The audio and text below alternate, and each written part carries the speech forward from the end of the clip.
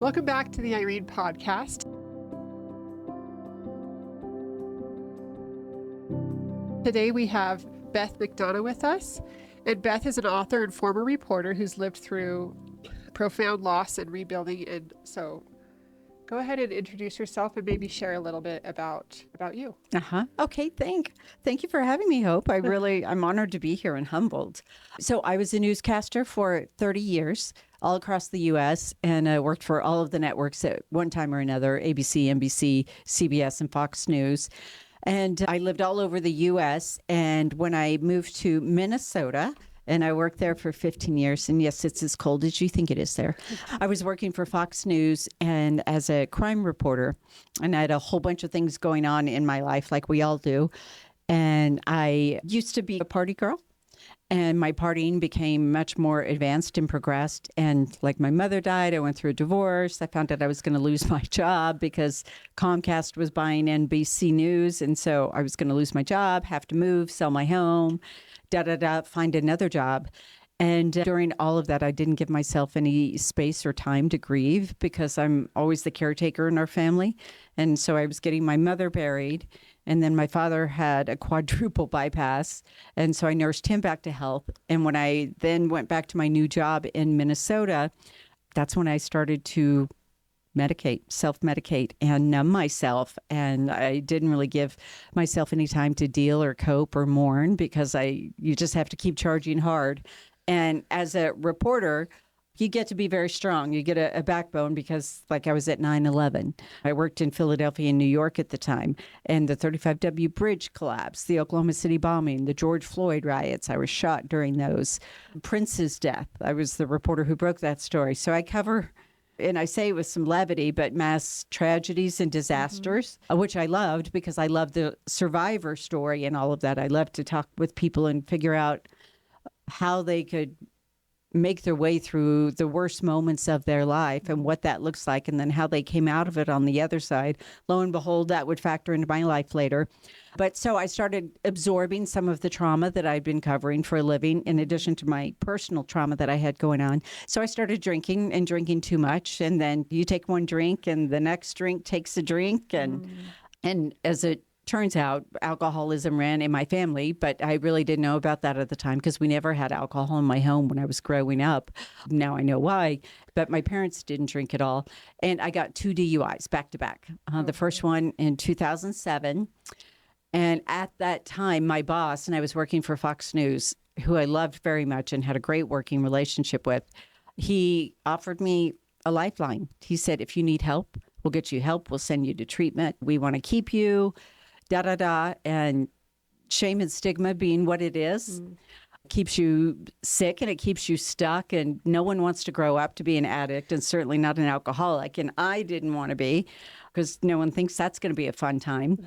But the boss said, if it ever happens again, you will be fired without question, because Fox News has a zero tolerance policy. So the fact that they were even going to entertain keeping me after my first one was remarkable. And as part of that, I promised my boss it was a one-off. It would never happen again. And I white-knuckled it for about a year. And then I did what we all know we shouldn't do. But one night I had a bad day and I had a glass of wine and I was right back at it. And you pick up where you left off when it comes to alcoholism because it's such a progressive disease. And so it was Halloween night 17 years ago that I got my second DUI.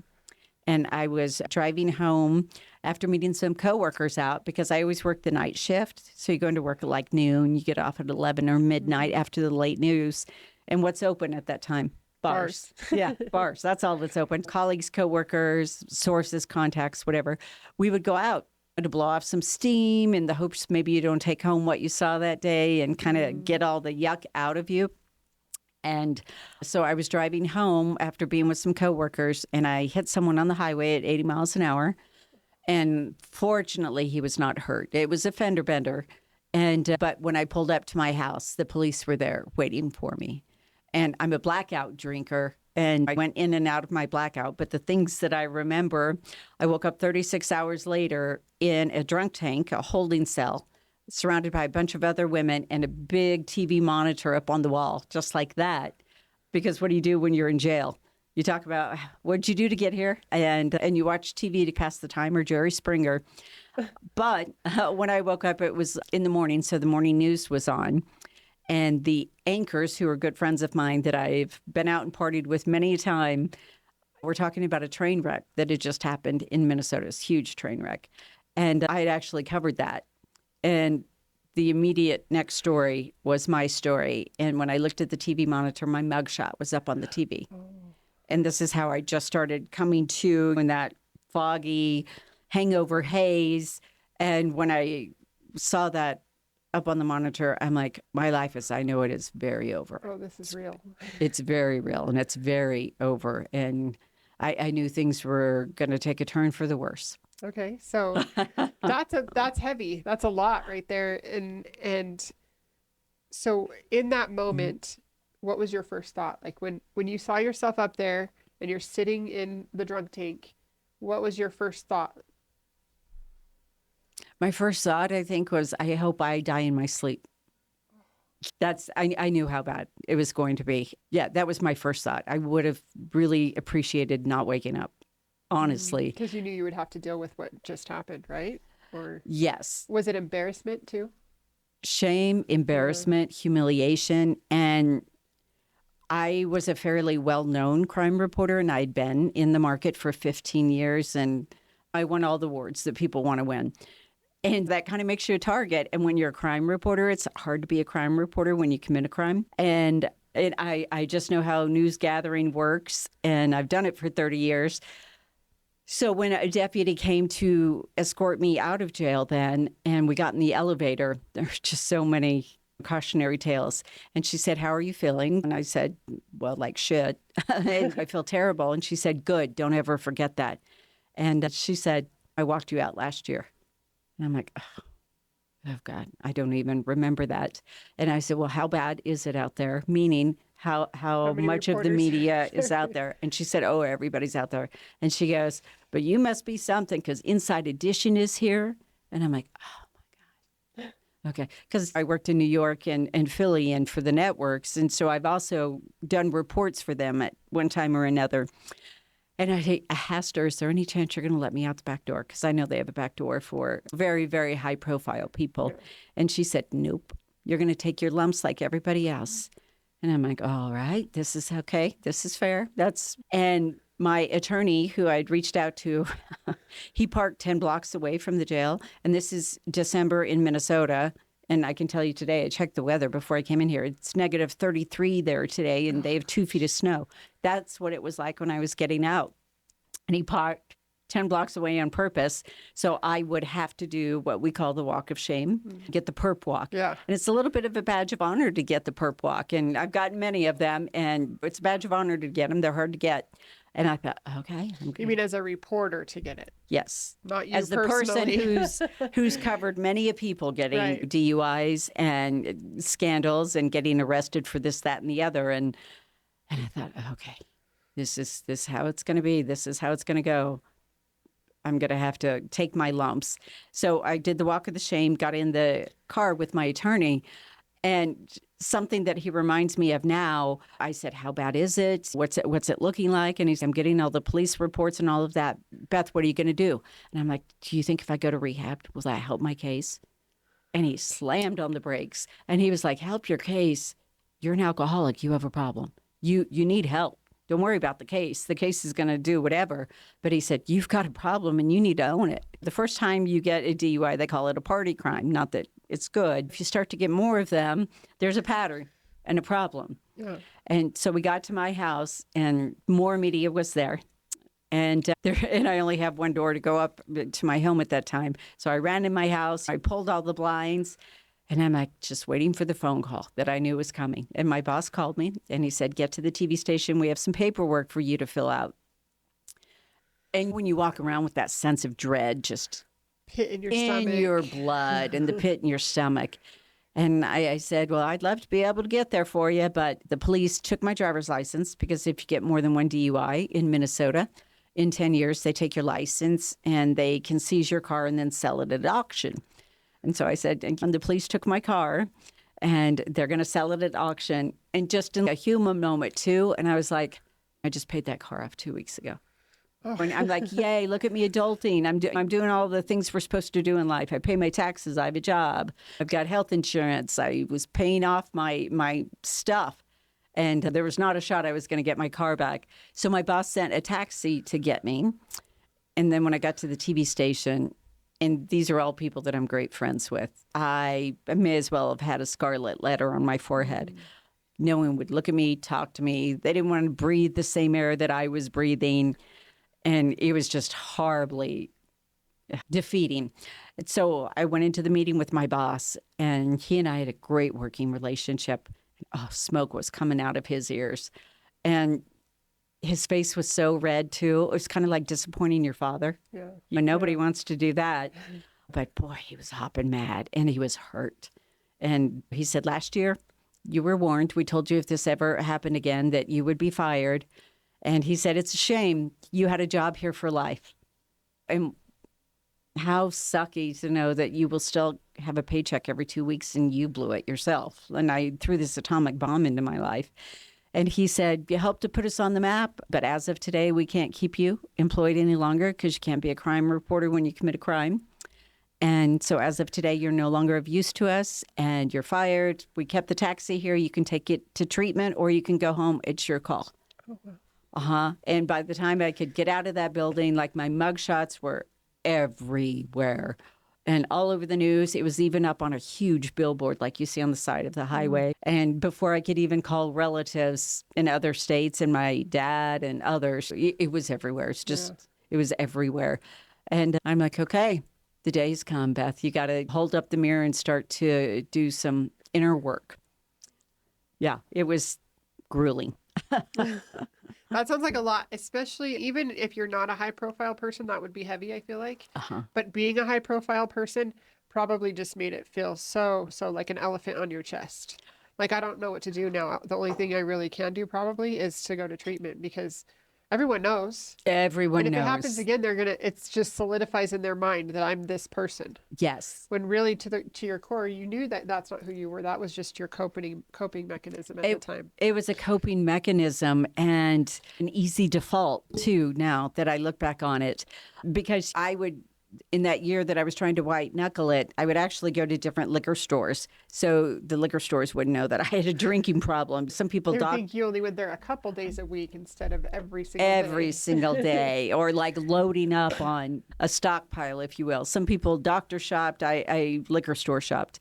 And so the signs were all there. And finally, when you're sitting by yourself, realizing that this is all self-imposed and I can either try and get my life together or I'm not going to have much of a life left after this. And I also knew, so I've been fired. There's no income coming in. You don't get unemployment. And my picture's everywhere. Nobody's going to hire me. And I tried. I went to malls. I went to retail stores. I went to the grocery store. Nobody would hire me because I was such damaged goods. And the man that I hit sued me. All your attorney fees are doubled if you get more than 2 DUIs. The court fees are going to be doubled. And I wasn't going to have health insurance, certainly not a paycheck. And I thought, I'm going to have to sell my home. Okay, here we go.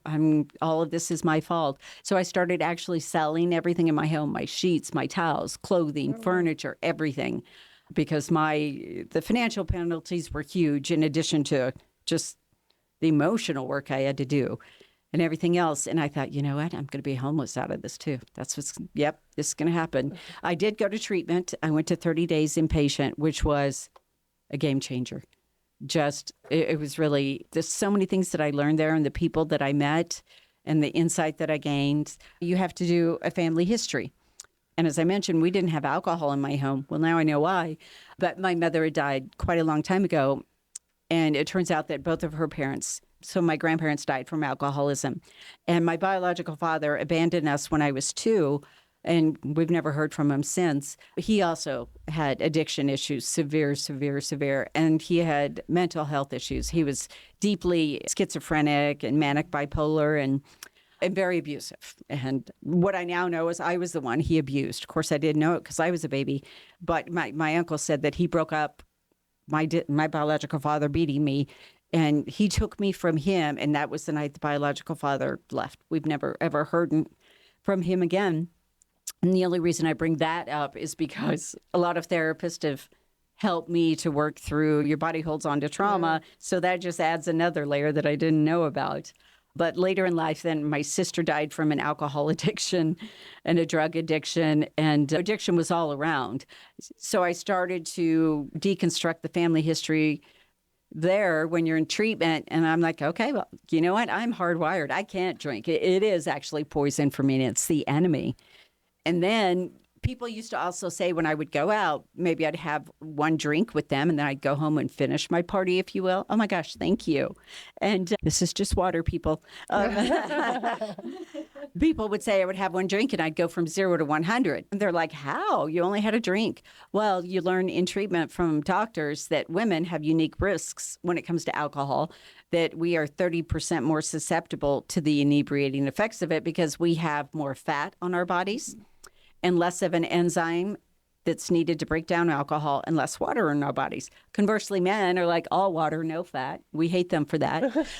And so men, they can tolerate and handle alcohol better. And so that helped to explain as well how I could go from 0 to 100 so quickly, because we women, we absorb more alcohol and we get drunker faster, longer. And I'm like, okay, well, all the odds are against you. Just as a woman, much less the history that you had in your family of alcoholism too. Yeah. And so now I know why. My mother used to just urge me never to drink, but not talk about why, really. And then ultimately, my dad, different generation, but when I called him from treatment to tell him, he already knew. It already made the rounds. And it broke his heart. It broke his heart. And we were never able to reconcile before he died. That was really hard, really, really hard. But my therapist in treatment also said something that was helpful, because being a storyteller and a journalist, she said, Beth, not every story has a happy ending. And this may not have a happy ending. She said, your father's rejection of you may help to keep you sober. And at the time, I thought that was one of the meanest things she could say to me. Because when you're raw and you're in it, you want all the love and support you can get. And people really pulled away from me because they didn't know who I was becoming. I didn't either at the time. So there's been a lot of inner work I've had to do since then. And I can just be verbose and go on, but I don't want to hold you up from asking. You're good. I love your story, and I love your storytelling. I want to get into after treatment. So your relationship with your father is strained, but after treatment, what did you do? What did you do different? How did you manage those hiccups or those bumps in the roads differently now that you don't have alcohol to lean on? Because that's what you were doing, is leaning on your alcoholism, right? Yeah. To not have to deal with it. If I just drink enough, I don't have to think about or deal with the things that have happened in my life that were traumatic, like your mother passing and those things. So what did you do after that? That's a great question. It was a little dicey when I got out of treatment, like it can be for people. And I did 30 days in treatment, and then, which I'm a big fan of. And then I did another 6 months of outpatient treatment, and I got a sober roommate. That was one thing I did. And I met her in treatment, and she actually works for the FBI now. She's a behavioral analysis unit person. And this is a person who used to do meth, but she turned her life around too. And we were two great sober roommates together, created a sober bubble. But when I got out of treatment too, I just, being the reporter that I am and tenacious and persistent, I kept trying to reach out to my father, send him letters, emails, phone calls. Oh, he hung up on me all the time. And then I flew to Oklahoma, that's where he lived, to try to talk to him face to face, to make amends and apologize and see what I could do to right the wrong. And it was December 27th, 17 years ago. And when I got to the front door, and I have a house key, and the locks had already been changed. And so I knocked on the door, and I'll never forget, my dad opened the door. He saw me and he slammed the door. Oh, wow. And I'm like, why? So when I got back to Minnesota, I got drunk. I did. I went to a local bar that I had always gone to, and I was never someone who could stop drinking. If I saw there was wine or whatever still in the bottle, I had to finish it. And so I was at the bar and getting really, really drunk. And one of the bartenders I remember, and again, I'm a blackout drinker, but she cut me off. I remember that. And she was like, you have to go home. And it's the dead of winter. I don't have a car, but I have my 2 feet. And it was about a mile away. So I walked home from that bar. And you sober up pretty quickly when it's that cold in Minnesota. And by the time I got home, I'm like, what are you doing, Beth? And they're like, what are you doing? Why did you? Because of that. You've got to figure out how to deal with all of these really hard life things without trying to numb yourself and just drink until you pass out, because that's what I would do, is drink until I passed out. At first, what I did was I used to drink after the late news, so I started to go to bed early to try and take that part out of the equation. And having that trigger, having a sober roommate really helped. And fortunately, in my neighborhood, there was a really well-known AA meeting. And whatever people feel about AA, for me, it also was a game changer. And again, I couldn't drive anywhere, so I could walk to this meeting every day at noon. And so I did every day for the first year. I went to that noon meeting, and I was scared to death to go in there because everybody knows me and they know my story. And you know, it's been in the paper. And when I walked in, you're just so afraid of more judgment, like with my father. And my dad just really believed that alcoholism was a character fault, not a disease, just different generation. He was in his 80s. And when I walked into the meeting, though, you just looked at all these people who could have easily judged me. And there were hundreds in this meeting. And they all just looked at me with this knowing nod. An older gentleman, grandpa age, he came and sat down next to me, and he had a box of Kleenex just like that. And he's like, how are you, kid? And I'm like, bah! And I said, my dad just slammed the door. I went and got drunk. And he said, how do you feel? And I said, like a loser. That's what I feel, like a loser. And he said, good, never lose that feeling. And he said, you should feel that way, and you should feel bad because you hurt a lot of people, including yourself. And he said, but starting today, you can turn it around if you want. And that to me was, maybe it was the father figure, maybe it was the moment of hope, or in that instance, someone who wasn't disappointed in me but saw something. But could still be honest with you. Still very honest. And I asked him, how long have you been sober? And he said, 17 years. And I'm like, there's no way I'm ever going to, I can't even get a night. You did. But I did it. And I think for me, when you blow up your life so badly, because I did get evicted from my home, and I did have to file bankruptcy. I was drop dead broke. Nobody would hire me. I have to eat. And I didn't have the traditional family support that maybe some other people do. I didn't have a job to lean back on and tons of cash in the bank because everybody was suing me. And I'm like, you got to be resourceful, Beth. You're resourceful as a reporter, and you figure out ways to get things done. And so I'm like, well, I've always had dogs, and I used to travel a lot for the networks and cover mass disasters, plane wrecks, and whatever. I was on this GO team. I would always hire dog walkers or doggy daycare facilities. And so I'm like, okay, well, I can't drive anywhere. My neighbors have dogs. I will go ask them if they'll let me walk their dogs while they go to work for $20, pick up their poop. And that's how I started to put food on the table, because I had absolutely no way to put food on the table. No way. And no husband. I was divorced at this point. No backup plan. And I even tried to get hired at the other TV stations and in other cities too. And the answer was a wholehearted no. No. Everybody knew. And so I'm like, all right. So I started walking my neighbor's dogs in the dead of winter again. And I was able to build that up enough before I got evicted from my home that clients were asking me, could you board my dogs? Could you daycare them? And I'm like, no, because I'm about to lose my home. Yeah. I don't have a place to do this. And a client that I've been walking her dog, she threw me a lifeline. She said, I've got this old crummy warehouse, and if you want to go in and clean it up, renovate it, build some dog kennels in there, you can have it for a reduced rate. And actually, there's a bathroom in this old warehouse with a shower. And I thought, oh, this is where I'm going to live. I'm going to live with the dogs here. This is my life now. Because it was either that or a bridge that I was looking to live under. And of course, I was broke. So thank goodness for YouTube, because I've never built dog kennels or rehabbed a building. But I learned, because you have to when you're desperate. So I did all of that. And a few people did help me a little bit. But then over time, I was able to build this business up into daycare, into boarding, into grooming. But even then, I would get like these nasty grams, these emails of, you have some nerve out there driving around picking up the dogs. And I'm like, well, I got my driver's license back just like you did. Yeah. I did my year. And so people were still pretty hard on me about it. But I amassed it into a business, a viable business with 11 employees.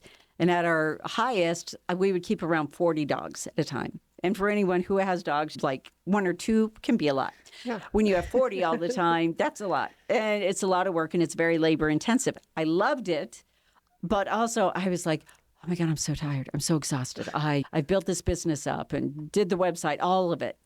And so other businesses started to approach me about buying it.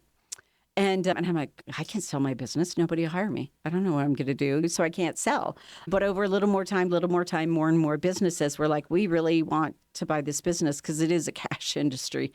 And the time just became right. Like I'd done it long enough, 3 years. I had 3 years of sobriety. I had gotten my self-respect back and started to build up credibility again. And finally, I was like, okay, I wasn't going to be rich from it, but I was going to be able to eat. So I'm like, okay, I'll sell this. But what now? And the day that I was turning the keys over to the new owner, KSTP, which is an ABC station in Minneapolis, St. Paul, where I lived, and they called me out of the blue and said, hey, we've got this investigative producer job open. We think you'd be a good fit. It's not on camera. You'll be crafting stories for other people, but you'll get back in the business if you want. But we have all these stipulations that you have to do and random P test and all sorts of things, which I was more than happy to do. And I remember telling the news director, who 3 years prior said no to my face. I said, what changed? And she said, you did. You're sober. So we're going to give you a shot. And so my words to her were, I will make you proud. And I don't like to say I won't disappoint you because I think it's a double negative. But I said, I will make you proud. And that's what I set out to do. And lo and behold, the second half of my career was exponentially better than the first half. And what's the difference? I didn't drink anymore. Yeah. Clean living and a commitment to honoring my word and paying back the people who are giving me a break again. Yeah, that's beautiful. It's beautiful because you didn't ever give up. You never stopped just because there were all these obstacles in your way. You pushed through, you got creative, you figured out a way to make it happen for yourself. Completely separate from what you had always done. Yes. That's what I think is beautiful, is like, you're like, okay, I'll just board and kennel dogs. And that's not what your background is in, but you like dogs, so you just made it happen. I think it's beautiful when we can take something that could be so devastating and fully own it, fully own what our part was in it, work on being better. Yeah, you had a slip up. That's okay, because that slip up also taught you, I can't touch it. I can't even have a drop. That was the exclamation mark. Yeah. Yeah. And then how beautiful for this man at your AA meeting. Yes. Which I don't think there's anything, I don't think coincidences happen. I think that people sometimes are placed in our path. Some people are placed in our path for a reason. And when you told that story, that was the first thing I heard of, is like that man was put in her life so that she could heal a little bit more. Absolutely. And I asked him if he could be my sponsor, and he said, no, men can't sponsor women. He said, but I'll help you find one. And I said, okay. And he was such a source of inspiration and comfort and so wise to really help. And he took me under his wing like a grandfather, if you would, just to share advice, things that worked for him too. And then you look around the rooms and you hear people who are super raw, and that was me for my first year. And then you hear people like him who have 17 years. And you're like, you're reminded, I don't ever want to be in that spot again. And I definitely want what he has. And the meetings are very good at reminding you of that, and the journey that we all go through to get there. And it was excruciating. I can talk about it with strength now, but for a long time I couldn't. My voice would just crack and I would crumble because the shame, and it's humiliating, it's embarrassing. But I also am a big believer, and maybe it's because I was a reporter for 30 years, and I asked a lot of hard questions of people when I was being asked the hard questions now. But I'm a big believer in accountability. And when I started to get on my feet, I reached out to everybody I hurt. I made apologies. I had the newspaper, TV stations come over, did a big press conference, and I let everybody know I did this. Because there was kind of a quiet whisper writing campaign into Fox News that people were emailing to try and get me rehired. And Fox is like, nope. And people got upset about that. But I said, I put Fox in a terrible position. Yeah. They didn't do this to me. I did this to them. They had to fire me. But my boss did for me what I could not do for myself. Yeah. And I'm so grateful for that. Woke you up. He woke me up. He woke me up, and he took the one thing for me I love more than anything. I loved my career more than even my 11-year marriage that I walked away from. And I sacrificed everything for it. And, you know, how hard on him too. But I'm so grateful because he did do for me what I couldn't do for myself. Yeah. He even gave you that extra chance that he didn't have to give you in the beginning. Yeah. He let you know, hey, this is serious. Don't let it happen again, because then you're not going to have a job. And Right. that wasn't enough of a wake-up call yet, right? Didn't you hurt weren't badly quite enough. ready. No, didn't hurt badly Yeah. enough. I say I got in a little bit of trouble the first time, and I don't say that flippantly, Right. because in the moment you feel like, oh, thank goodness, I'm not in that much trouble. Like there was a little ditty this small of my mugshot in the newspaper, but nobody talked about it. I got in a little trouble, suspended, some other things, but it didn't hurt badly enough. That's the key, right? Like, Yes. sometimes it's got to be hard enough or hurt bad enough for us to go, wait a second. What am I doing? Yeah. And when you said that you had that thought, what am I doing? I remember having that thought when I was in an abusive marriage. Uh-huh. There was a moment of clarity when I was having words and boots thrown at me where I was like, what am I doing? This isn't how I deserve to be treated. This isn't how I should be. Like, this isn't love. This isn't Right. somebody who cares about me. I deserve better. Yes. Even though I was torn down, like, emotionally and mentally, in that moment, I still remember clear as day where I was, like what the room looked like, everything Uh-huh. about that moment, because I think that was my first moment of clarity of, you don't have to live like this. And it's not life. No. That's not a life. No. It's survival. Yep. Certainly survival. And we all do what we have to do, and sometimes all we can do Yeah. to survive in the moment. Yeah. So I certainly had to do a lot of inner work and hold up the mirror and just start to list, Beth, here are your demons, here are your weaknesses. Own and it all. Own it all. Yeah. And that has made a huge difference as far as, and people ask me about this a lot, mainly in social media. How do you overcome the shame and the humiliation and the guilt? Because it's tough. It's one thing to cover someone else's shame. It's a different story to be the shame. Yeah. And to be disgusted by looking at yourself and like, why can't I get a handle on this? We're all Yeah. smart people. But you can't get a handle on it because it's a disease and it's stronger than you are. And in the world of relationships, alcohol doesn't negotiate. It's a taker. Right. And so I had to just realize it's poison to me and it ruined my life in a strange way. It also, like the worst day of my life became the best day, that I was going to start to be free from all of that. And I talk about alcohol addiction, but for anybody that has an issue, and we all have stuff in life now, especially when you reach a certain age, right? Whether it's gambling or sex or food or relationships, or some people are addicted to their phone. What I hope people can see is maybe hear themselves in some of my struggle and my surrender, because you have to surrender. And then the strength of getting back up, and how you get, no one's born with resilience. We don't come out of the womb like that. It's earned. Yeah, it's earned. The resilience is earned. And every day it's doing the next right thing to where you can slowly start to face yourself in the mirror again. Yeah. And people can trust your word, and that you'll say you'll do what you say, and you can be dependable and responsible again. What I love, Beth, is that you didn't cower and hide when this happened so that nobody would see you again. You just live your life quietly doing your own little thing.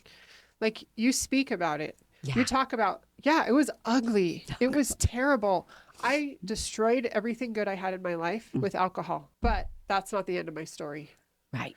That's just the part of my story that everybody sees. Now I'm going to finish the story, and I'm going to show you without alcohol how much better I am now, and how much more beautiful my life is, and how I just look at anytime somebody is so vulnerable like you are right now as a way to help other people. Yes. Like, other people can look at you, your experiences, your life, and go, wow, I don't even have that much to lose, but I don't want to lose what I have. Right. I don't have that much going on. Like, I'm not in the public eye like that, but I don't want to ruin all the goodness I have in my life because of some addiction or some small choices that I make that I could make differently or whatever it might be. Right. Just being an inspiration to other people who might be struggling in the same way, I think is so beautiful. So I just really want to commend you for Thank being you. so open and sharing your story, because I think that's why I love doing this podcast. Is I think sharing stories is so beautiful, especially like the way that you tell the story. Everyone can see, okay, she did have it all going on. She was everywhere. Yes. She lost it all. Uh-huh. But that one network took a chance on you because they saw she's different. I can tell she's different. She's changed. And she's trying. She's worth giving a chance. Even if it's behind the scenes. You were like, I'll take it.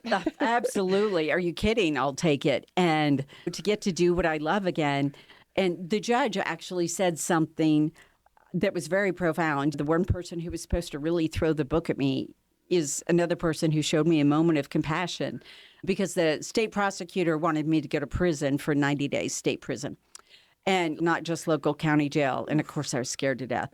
And because I've been in the state prisons and interviewing suspects and that sort of thing, I know what that is. I know enough, right? And I'm scared to death. And so on the day of my court hearing, the judge said, before I sentence you, I'd like to talk to you privately in my chambers. And I thought, a really bad day is about to get worse. Yep. Okay. All right. Let me go take my legs.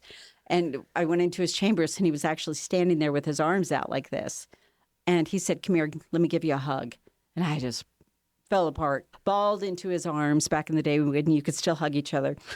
and I just fell apart. And he said, right after you were arrested, you showed up on my docket. So I knew you would be in my courtroom one day. So I've been following your case and following all these steps that you've taken to get better and heal. And he said, so I believe in you. And he goes, I ask a couple of things from you, though.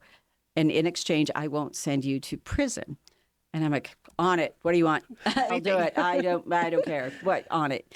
And he said, number one, you need to pay it forward when the day comes. When you're on the other side of this and you're grounded enough in your sobriety, pay it forward. And also he said, you cannot let your suffering be wasted. Ooh. And he said, if you don't talk about this going forward, how are you going to help other people? And he said, your job as a reporter is covering other people's problems and solving most of them. And I said, yeah, that's true. And he goes, solve your own.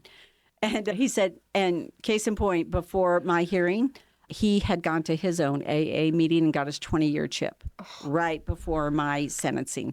And so he said, today, you're going to spend a couple of weekends in jail. You're going to go to a labor camp for a weekend, and you'll be on house arrest with a monitor for 6 weeks. And you'll have also a bracelet on that detects any drugs and random testing, and deputies will stop by your home unannounced. But I won't send you to prison if you promise me you'll pay it forward one day. And I said, yeah, God, yes. And just that moment of hope, of someone going, you can do this because I've done it. He's 20 years sober. And little steps like that really helped in my progress. And so that's another reason why I'm so outspoken about it too, because I do come across people, and I'm working with some women right now, actually 4 women, who their lives are more private. They can say their first name at a meeting and nobody knows who they are. Yeah. They can go live their lives and nobody knows who they are. But they're also struggling. And I personally think that's such a big problem, because they keep it all hidden. They aren't taking accountability for it. And I just think it makes the struggle even more difficult. It's just delaying that peace that they could find if they would just go all in. Yeah.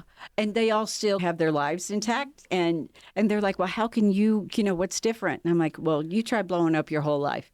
It's going to hurt bad enough that you won't ever want to do that again. Yeah. And not that I want them to blow up their lives, but something has to happen to people that is strong enough and powerful enough that gets their attention. Yeah.